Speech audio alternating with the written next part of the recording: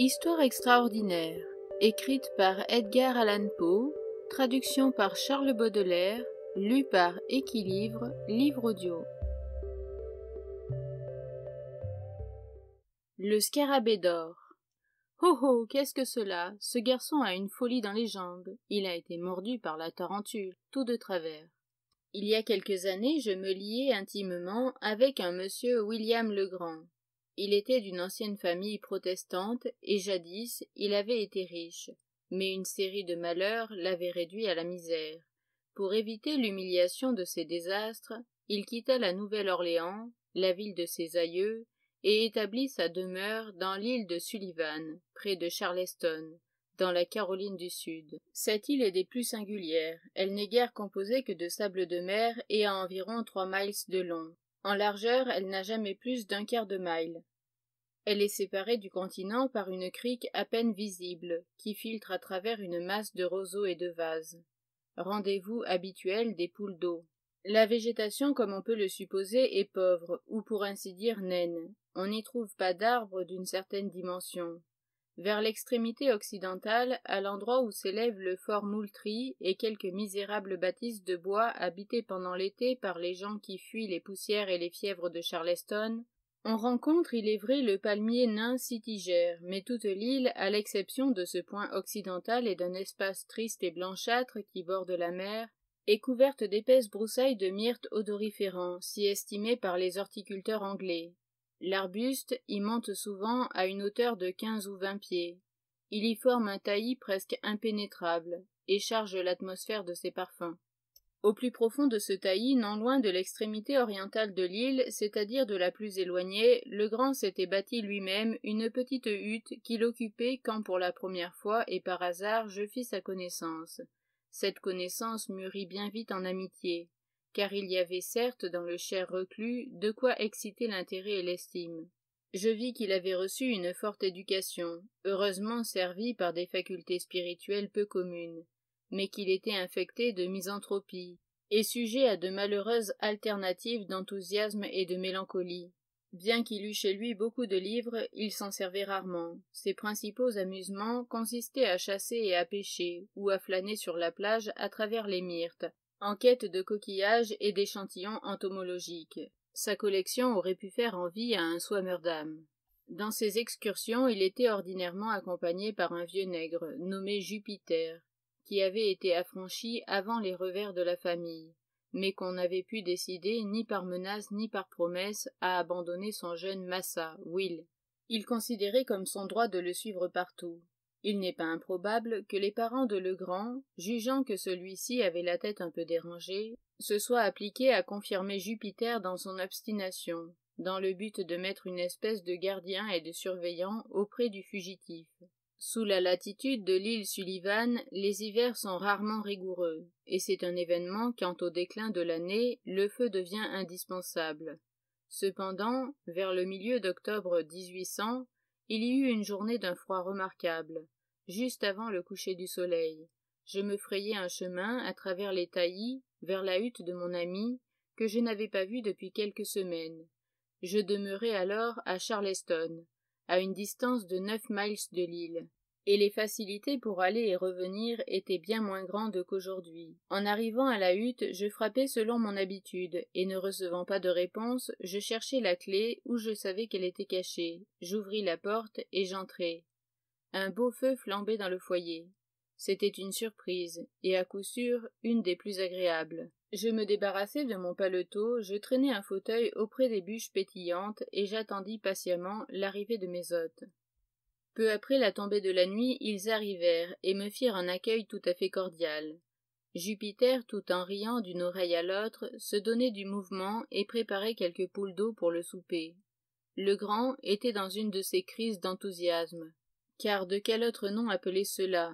Il avait trouvé un bivalve, inconnu, formant un genre nouveau, et mieux encore, il avait chassé et attrapé, avec l'assistance de Jupiter, un scarabée, qu'il croyait tout à fait nouveau, et sur lequel il désirait avoir mon opinion le lendemain matin.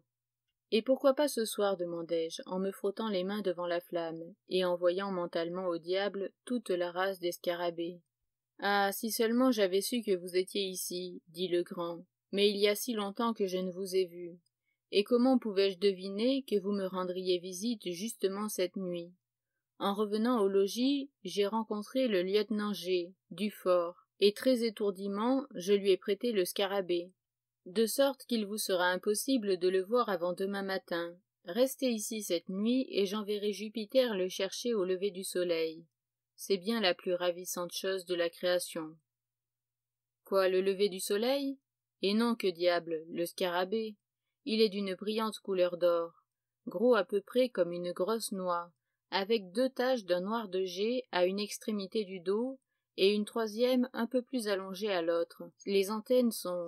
Il n'y a pas du tout d'étain sur lui, massa Will. Je vous le parie, interrompit Jupiter. Le scarabée est un scarabée d'or massif, d'un bout à l'autre, dedans et partout, excepté les ailes. Je n'ai jamais vu de ma vie un scarabée à moitié aussi lourd. C'est bien, mettons que vous ayez raison, Jup, répliqua le grand un peu plus vivement à ce qu'il me sembla que ne le comportait la situation.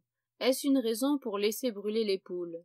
La couleur de l'insecte, et il se tourna vers moi, suffirait en vérité à rendre plausible l'idée de Jupiter. Vous n'avez jamais vu un éclat métallique plus brillant que celui de ses élytres, mais vous ne pourrez en juger que demain matin. En attendant, j'essayerai de vous donner une idée de sa forme. Tout en parlant, il s'assit à une petite table sur laquelle il y avait une plume et de l'encre, mais pas de papier. Il chercha dans un tiroir, mais n'en trouva pas. N'importe, dit-il à la fin, cela suffira. Et il tira de la poche de son gilet quelque chose qui me fit l'effet d'un morceau de vieux vélin fort sale, et il fit dessus une espèce de croquis à la plume. Pendant ce temps, j'avais gardé ma place auprès du feu, car j'avais toujours très froid. Quand son dessin fut achevé, il me le passa sans se lever. Comme je le recevais de sa main, un fort grognement se fit entendre, suivi d'un grattement à la porte. Jupiter ouvrit, et un énorme Terre-Neuve appartenant à Legrand se précipita dans la chambre, sauta sur mes épaules, et m'accabla de caresses, car je m'étais fort occupé de lui dans mes visites précédentes. Quand il eut fini ses gambades, je regardai le papier, et pour dire la vérité, je me trouvai passablement intrigué par le dessin de mon ami. Oui, dis-je, après l'avoir contemplé quelques minutes, c'est là un étrange scarabée, je le confesse. Il est nouveau pour moi. Je n'ai jamais rien vu d'approchant, à moins que ce ne soit un crâne ou une tête de mort, à quoi il ressemble plus qu'aucune autre chose qu'il m'ait été donné d'examiner. Une tête de mort, répéta le grand. Ah oui, il y a un peu de cela sur le papier, je comprends. Les 2 taches noires supérieures font les yeux, et la plus longue, qui est plus bas, figure une bouche, n'est-ce pas? D'ailleurs, la forme générale est ovale. C'est peut-être cela, dis-je, mais je crains le grand que vous ne soyez pas très artiste.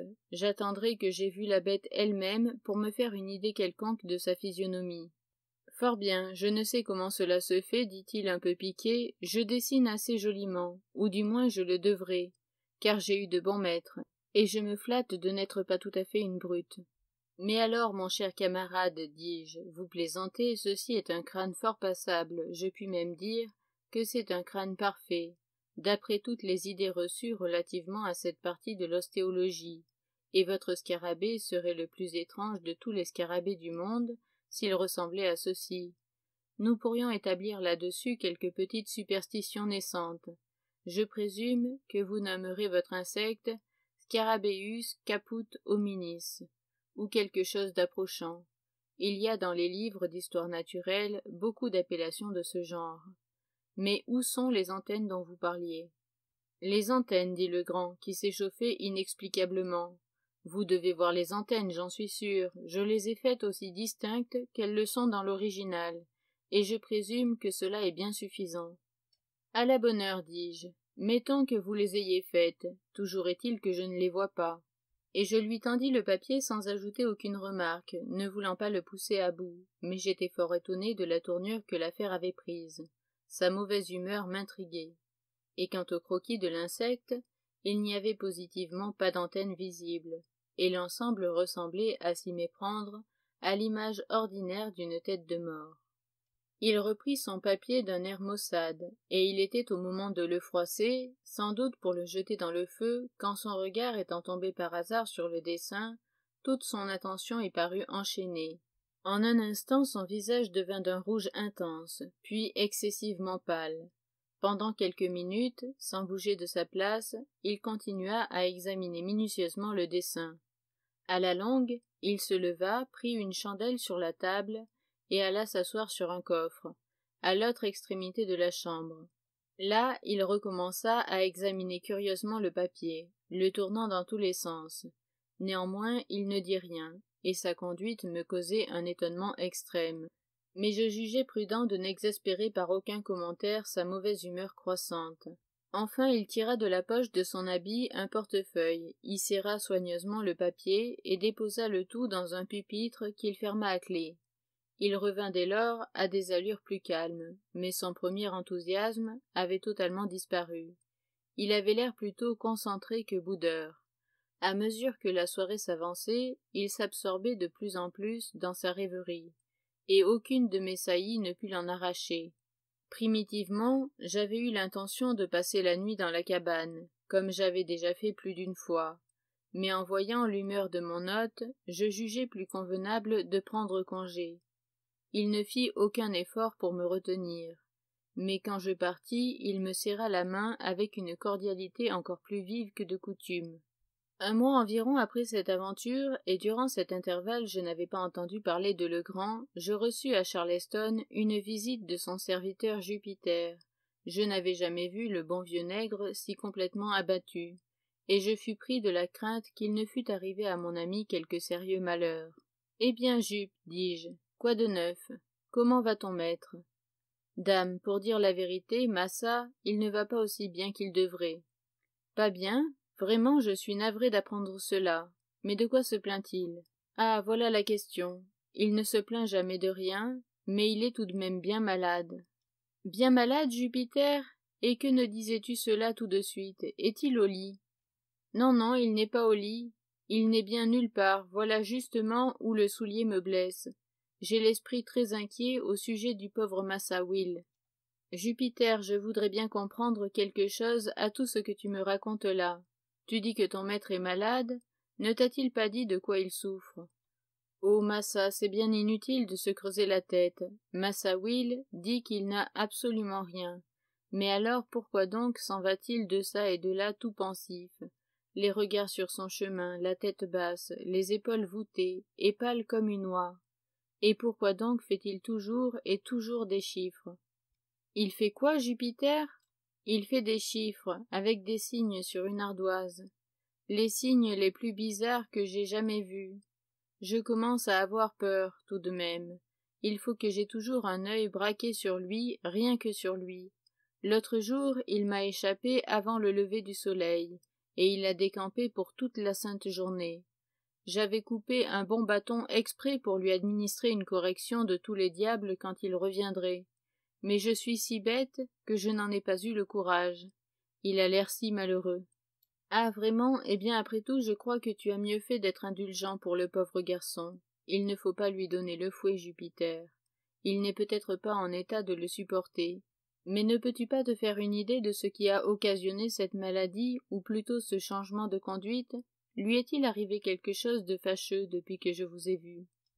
Non, massa, il n'est rien arrivé de fâcheux depuis lors, mais avant cela, oui, j'en ai peur.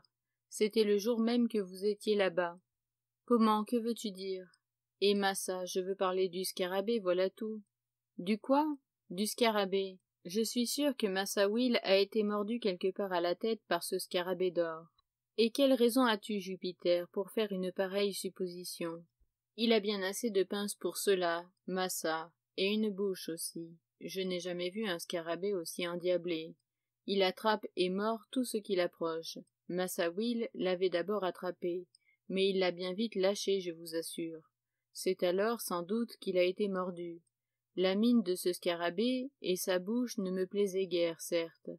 Aussi je ne voulus pas le prendre avec mes doigts, mais je pris un morceau de papier et j'empoignai le scarabée dans le papier.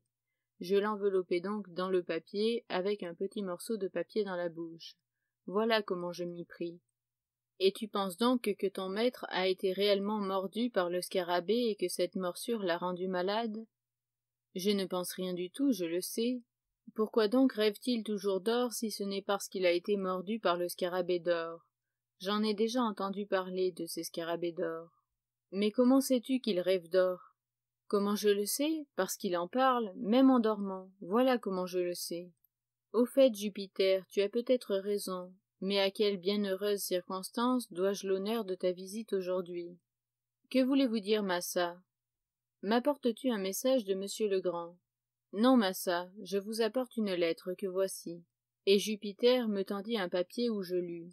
Mon cher, pourquoi donc ne vous ai-je pas vu depuis si longtemps? J'espère que vous n'avez pas été assez enfant pour vous formaliser d'une petite brusquerie de ma part. Mais non, cela est par trop improbable. Depuis que je vous ai vu, j'ai eu un grand sujet d'inquiétude.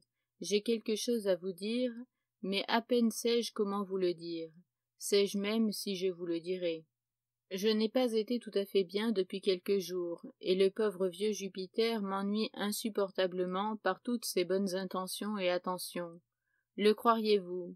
Il avait l'autre jour préparé un gros bâton à l'effet de me châtier, pour lui avoir échappé et avoir passé la journée seule au milieu des collines sur le continent. Je crois vraiment que ma mauvaise mine m'a seule sauvé de la bastonnade. Je n'ai rien ajouté à ma collection depuis que nous nous sommes vus. Revenez avec Jupiter, si vous le pouvez, sans trop d'inconvénients. Venez, venez. Je désire vous voir ce soir pour affaire grave. Je vous assure que c'est de la plus haute importance. Votre tout dévoué, William Legrand. Il y avait dans le ton de cette lettre quelque chose qui me causa une forte inquiétude. Le style différait absolument du style habituel de Legrand. À quoi diable rêvait-il? Quelle nouvelle lubie avait pris possession de sa trop excitable cervelle? Quelle affaire de si haute importance pouvait-il avoir à accomplir? Le rapport de Jupiter ne présageait rien de bon. Je tremblais que la pression continue de l'infortune n'eût à la longue singulièrement dérangé la raison de mon ami. Sans hésiter un instant, je me préparai donc à accompagner le nègre. En arrivant au quai, je remarquai une faux et 3 bêches, toutes également neuves, qui gisaient au fond du bateau dans lequel nous allions embarquer. « Qu'est-ce que tout cela signifie, Jupiter? Demandai-je. Ça, c'est une faux, Massa, et des bêches. Je le vois bien, mais qu'est-ce que tout cela fait ici? Massa Will m'a dit d'acheter pour lui cette faux et ces bêches à la ville, et je les ai payées bien cher. Cela nous coûte un argent de tous les diables. Mais au nom de tout ce qu'il y a de mystérieux, qu'est-ce que ton Massa Will va faire de faux et de bêches? Vous m'en demandez plus que je ne sais. Lui-même, Massa, n'en sait pas davantage. Le diable m'emporte si je n'en suis pas convaincu. Mais tout cela vient du scarabée.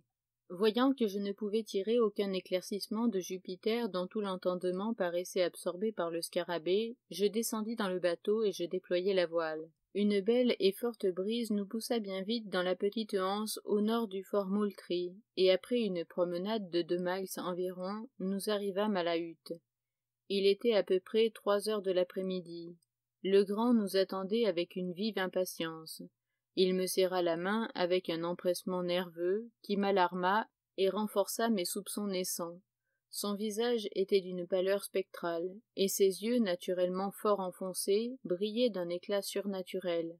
Après quelques questions relatives à sa santé, je lui demandai, ne trouvant rien de mieux à dire, si le lieutenant G lui avait enfin rendu son scarabée. « Oh oui, répliqua-t-il en rougissant beaucoup. Je le lui ai repris le lendemain matin. Pour rien au monde, je ne me séparerai de ce scarabée. Savez-vous bien que Jupiter a tout à fait raison à son égard? En quoi? Demandai-je, avec un triste pressentiment dans le cœur. En supposant que c'est un scarabée d'or véritable. Il dit cela avec un sérieux profond, qui me fit indiciblement mal. Ce scarabée est destiné à faire ma fortune, continua-t-il avec un sourire de triomphe, à me réintégrer dans mes possessions de famille. Est-il donc étonnant que je le tienne en si haut prix? Puisque la fortune a jugé bon de me l'octroyer, je n'ai qu'à en user convenablement et j'arriverai jusqu'à l'or, dont il est l'indice. Jupiter, apporte-le-moi. Quoi, le scarabée, Massa? J'aime mieux n'avoir rien à démêler avec le scarabée. Vous saurez bien le prendre vous-même. Là-dessus, Legrand se leva avec un air grave et important, et alla me chercher l'insecte sous un globe de verre, où il était déposé. C'était un superbe scarabée, inconnu à cette époque aux naturalistes, et qui devait avoir un grand prix au point de vue scientifique. Il portait à l'une des extrémités du dos 2 taches noires et rondes, et à l'autre une tache de forme allongée. Les élytres étaient excessivement durs et luisants, et avaient positivement l'aspect de l'or bruni. L'insecte était remarquablement lourd, et tout bien considéré, je ne pouvais pas trop blâmer Jupiter de son opinion. Mais que Legrand s'entendît avec lui sur ce sujet, voilà ce qu'il m'était impossible de comprendre. Et quand il se serait agi de ma vie, je n'aurais pas trouvé le mot de l'énigme. Je vous ai envoyé chercher, dit-il d'un ton magnifique, quand j'eus achevé d'examiner l'insecte. Je vous ai envoyé chercher pour vous demander conseil et assistance dans l'accomplissement des vues de la destinée et du scarabée. Mon cher Legrand, m'écriai-je en l'interrompant, vous n'êtes certainement pas bien, et vous feriez beaucoup mieux de prendre quelques précautions. Vous allez vous mettre au lit, et je resterai auprès de vous quelques jours, jusqu'à ce que vous soyez rétabli. Vous avez la fièvre et... Tâtez mon pouls, dit-il. Je le tâtai, et pour dire la vérité, je ne trouvai pas le plus léger symptôme de la fièvre. Mais vous pourriez bien être malade sans avoir la fièvre. Permettez-moi pour cette fois seulement de faire le médecin avec vous. Avant toute chose, allez vous mettre au lit. Ensuite... Vous vous trompez, interrompit-il. Je suis aussi bien que je puis espérer de l'être dans l'état d'excitation que j'endure. Si réellement vous voulez me voir tout à fait bien, vous soulagerez cette excitation. Et que faut-il faire pour cela? C'est très facile. Jupiter et moi, nous partons pour une expédition dans les collines, sur le continent, et nous avons besoin de l'aide d'une personne en qui nous puissions absolument nous fier. Vous êtes cette personne unique. Que notre entreprise échoue ou réussisse, l'excitation que vous voyez en moi maintenant sera également apaisée. J'ai le vif désir de vous servir en toutes choses, répliquai-je, mais prétendez-vous dire que cet infernal scarabée ait quelque rapport avec votre expédition dans les collines? Oui, certes. Alors Legrand, il m'est impossible de coopérer à une entreprise aussi parfaitement absurde. J'en suis fâché, très fâché, car il nous faudra tenter l'affaire à nous seuls. À vous seul? Ah, le malheureux, il est fou, à coup sûr. Mais voyons, combien de temps durera votre absence? Probablement toute la nuit. Nous allons partir immédiatement. Et dans tous les cas, nous serons de retour au lever du soleil. Et vous me le promettez sur votre honneur que ce caprice passé et l'affaire du scarabée, bon Dieu, vidé à votre satisfaction, vous rentrerez au logis, et que vous y suivrez exactement mes prescriptions comme celles de votre médecin? Oui, je vous le promets, et maintenant partons, car nous n'avons pas de temps à perdre.